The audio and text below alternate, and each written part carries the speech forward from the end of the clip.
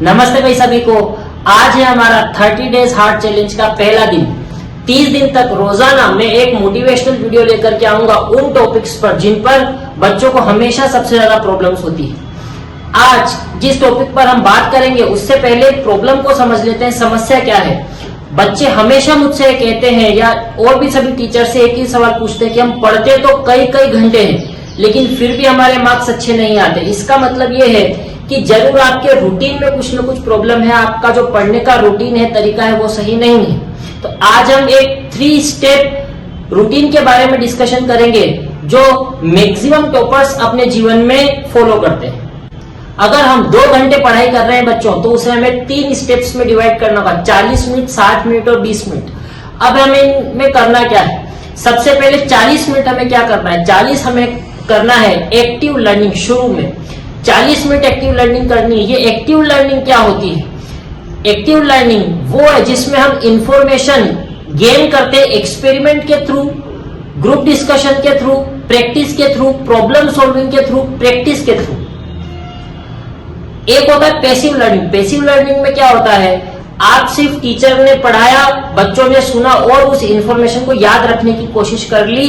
इसमें नॉलेज का फ्लो सिर्फ एक ही डायरेक्शन में हो रहा है, यूनिडायरेक्शनल हो रहा है। सिर्फ पैसिव लर्निंग से काम नहीं चलेगा। अगर हमें अच्छा सीखना है या हमें टॉपर्स की एवरेज से उठ करके टॉपर्स की गिनती में आना है तो हमें एक्टिव लर्निंग करनी होगी। एग्जाम्पल के लिए, अगर मुझे सब्जी बनाना सीखना है बच्चों, तो मुझे वेजिटेबल्स इकट्ठा करनी पड़ेंगी, मुझे सारे इंग्रेडिएंट्स इकट्ठा करने पड़ेंगे, सब्जी में मसाले डालने पड़ेंगे, मसाले के टेस्ट को चेक करके उस टेस्ट को बैलेंस करना पड़ेगा और जो भी मुझसे गलतियां हुई है उन गलतियों को सुधार करके आगे बढ़ना पड़ेगा। जैसे मुझे अगर कार चलाना सीखनी है तो मैं सिर्फ किताबें पढ़ करके या कार मैनुअल को पढ़ करके कार चलाना नहीं सीख सकता। मुझे कार के अंदर बैठना पड़ेगा, चाबी लगाना पड़ेगी, गियर को शिफ्ट करना सीखना पड़ेगा, एक्सीलरेटर, ब्रेक, क्लच के बारे में सीखना पड़ेगा, तब जाके मैं कहीं कार को चलाना सीख पाऊंगा। तो ये हो गया, हमें सबसे पहले 40 मिनट करना है एक्टिव लर्निंग। हमें थ्योरी सीखनी है एक्टिव लर्निंग के थ्रू। उसके बाद 60 मिनट हमें करनी है प्रैक्टिस। जो भी टॉपिक हमने पढ़ा है उसके ऊपर हमें 60 मिनट प्रैक्टिस करनी है। हमें अगर मैथ्स पढ़िए तो हमें न्यूमेरिकल प्रॉब्लम सोल्व करनी है, हमें मल्टीपल चॉइस क्वेश्चन सिलेक्ट करने हैं, चूज द करेक्ट क्वेश्चंस करने हैं और जो प्रीवियस ईयर क्वेश्चंस है उन्हें सोल्व करना है। बुक के पीछे जितने क्वेश्चंस दिए हुए उन्हें अच्छे से प्रैक्टिस करके हमें सोल्व करना है बच्चों। और ये सब हमें बुक खोल करके कॉपी की मदद से नहीं करना, जितना हो सके खुद से करना है, बिना आंसर या बिना हिंट या बिना सॉल्यूशन देखे करना है। इससे क्या होगा? इससे हमें पता चलेगा हमारे वीक एरियाज के बारे में और हम उन वीक एरियाज को पहचान करके, मिस्टेक्स को पहचान करके उनके ऊपर आगे काम कर सकते हैं।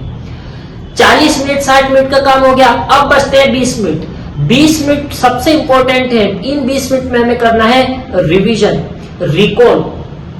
जो भी आपने पढ़ा है बुक्स को बंद कर दीजिए, नोट्स को बंद कर दीजिए, सब कॉपी किताब बंद करने के बाद हमें रिकॉल करना है, रिवाइज करना है और ये सोचना है कि मैंने क्या क्या पढ़ा। इसका एक तरीका यह भी है कि हम किसी दूसरे इंसान को भी पढ़ा सकते हैं। जो भी आपने पढ़ा आप कोशिश करें आपके दोस्त को समझाने की और जो भी टॉपिक आपने पढ़ा है वो आपका बहुत अच्छे से रिकॉल हो जाएगा। आप चाहे तो रिकॉल करने के लिए, रिवीजन करने के लिए फ्लैश कार्ड्स और सेल्फ क्विजलर्स का भी इस्तेमाल कर सकते हैं। जिसको भी नहीं पता फ्लैश कार्ड्स और सेल्फ क्विजलर्स क्या होते हैं, आप कमेंट में लिख दीजिएगा, मैं उसके भी ऊपर भी एक वीडियो आपके लिए बना दूंगा। इस 3 तरीके से ज्यादातर टॉपर्स या मैक्सिमम टॉपर्स पढ़ाई करते हैं। तो टॉपर्स क्या करते हैं? सबसे पहले लर्न, सीखा, देन प्रैक्टिस, उसके ऊपर प्रैक्टिस करी, मेहनत करी, एंड फिर 3rd रिवीजन, 4th रिपीट। इसी 3 प्रोसेस को रिपीट करते जाओ।